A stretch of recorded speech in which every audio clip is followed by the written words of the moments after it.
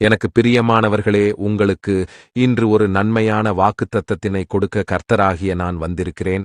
நான் கொடுக்கக்கூடிய வாக்குத்தத்தத்தினை என் ஜனமாகிய நீங்கள் பெற்றுக்கொள்ளுங்கள். உங்களுக்கு வேதாகமத்திலிருந்து சொல்லுகிறேன். ஏசாயா 45 அதிகாரம் 4 வசனம். வெண்கல கதவுகளை உடைத்து, இரும்பு தாழ்பாள்களை முறித்து, அந்தகாரத்தில் இருக்கிற பொக்கிஷங்களையும் ஒளிப்பீடத்தில் இருக்கிற புதையல்களையும் உனக்கு கொடுப்பேன் என்று எழுதியிருக்கபடியாக என் ஜனமாகிய உங்களை பார்த்து சொல்லுகிறேன். என் மகளே, என் மகனே, உங்களுக்கு ஒரு பொக்கிஷத்தை நான் தரப்போகிறேன். உங்களுக்கு புதையல்களை தருவதற்காக காத்திருக்கிறேன். உங்களுக்கு புதையல்களையும் பொக்கிஷங்களையும் கொடுப்பதற்காக வெண்கல கதவுகளை உடைத்து உங்களுக்கு தருவேன். வெண்கல கதவுகளை உடைத்து, இரும்பு தாழ்பாள்களை உடைத்து உங்களுக்கு பொக்கிஷங்களையும் புதையல்களையும் கொடுப்பேன். இனிமேல் நமக்கு விடுதலை இல்லை, நாம் அடைபட்டு விட்டோம் என்று எண்ணுகிற என் ஜனமாகிய உங்களுக்கு கர்த்தராகிய நான் சொல்லுகிறேன், உங்களை விடுவிக்க இருப்பு தாழ்பாள்களையும் வெண்கல கதவுகளையும் உடைத்து உங்களை விடுவிப்பேன். உங்களுக்கு நான் பெரிய ஆசீர்வாதங்களை கொடுப்பேன். என் மகளே, என் மகனே, உங்களுக்கு விலை உயர்ந்த பொக்கிஷங்களை கொடுப்பேன். நீங்கள் கர்த்தராகிய என்னை விசுவாசிக்க வேண்டும். கர்த்தராகிய என்னை ஆராதிக்க வேண்டும்.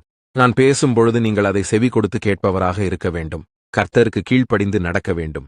நீங்கள் இயேசுவின் அன்பையும் நான் கொடுக்கிற சமாதானத்தையும் பெரிய பொக்கிஷமாக எண்ணி உங்களுடைய வாழ்க்கையை கர்த்தருக்காக ஒப்புவித்து வாழ வேண்டும்.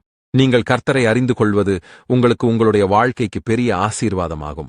என் ஜனமாகிய நீங்கள் கீழே விழக்கூடிய நிலைமையில் இருந்து என்னை நோக்கி, கர்த்தரே, எனக்கு ஒரு பொக்கிஷத்தை கொடுங்கள், என்னுடைய வேலையிலே நிரந்தரமான ஊதியத்தை கொடுங்கள், என்னுடைய வாழ்க்கையை ஆசீர்வதியுங்கள் என்று என்னை நோக்கி விண்ணப்பம் பண்ணுங்கள். உங்களுடைய தேவைகளை சந்திப்பதற்கு தேவையான சக்தியை உங்களுக்கு கர்த்தராகிய நான் கொடுப்பேன்.